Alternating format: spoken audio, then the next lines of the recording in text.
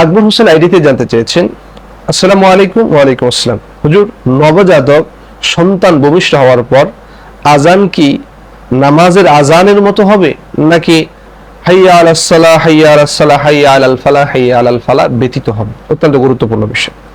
প্রিয় ভাই আমার, যে একজন নবজাতক সন্তান যখন পৃথিবীতে আসবে, তার সর্বপ্রথম হক হলো তাকে আল্লাহ তাআলার বরত্ব শুনিয়ে দেওয়া, তাকবীর শুনিয়ে দেওয়া, অর্থাৎ আজান তার কানে দেওয়া। এই জন্য আমরা আবু দাউদ শরীফের 5115 নম্বর হাদিসের মধ্যে রয়েছে, এটি তিরমিজি শরীফের মধ্যে রয়েছে, যে হাদিসের মধ্যে রয়েছে আযানা ফি উযুনিল হাসান ইবনে আলী হিনা ওয়ালাদাতহু ফাতিমাতু বিসসালাহ। যখন ফাতিমা রাদিয়াল্লাহু তাআলা আনহার সন্তান জন্মগ্রহণ করেছে, আলী রাদিয়াল্লাহু তাআলার সন্তান যে হাসান জন্মগ্রহণ করেছেন, তখন আজান দেওয়া হয়েছে নামাজের আজানের মতো আজান।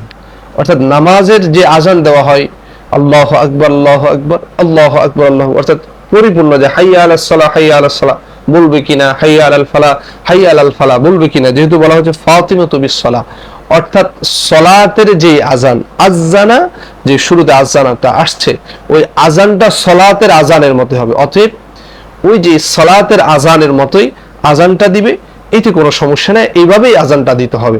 অন্যভাবে আজান দিলে দেওয়ার বিষয়টা বলে নাই যে হাইয়া আলাস সালাহ বলতে পারবে না, হাইয়া আলাল ফালাহ বলতে পারবে না। এটা অনেকে প্রশ্ন এই জন্য, যে হাইয়া আলাস সালাহ মানে সলাতের দিকে আসো, আর হাইয়া আলাল ফালাহ মানে কল্যাণের দিকে আসো। অবশ্যই হতে পারে যে সন্তান জন্মের পরেই তাকে সলাতের দাওয়াত দেওয়া হচ্ছে, জন্মের পরেই তাকে কল্যাণ কাজগুলো করার, যাতে করে যতদিন বেঁচে থাকবে বুঝতার হলে কল্যাণ কাজের দাওয়াত তাকে পুছিয়ে দেওয়া হচ্ছে। এই জন্য প্রিয় ভাই আমার, যে আজান যেভাবে সলাতের জন্য দেওয়া হয়, নবজাতক সন্তানের জন্য আজানও সেভাবে দেওয়া হবে।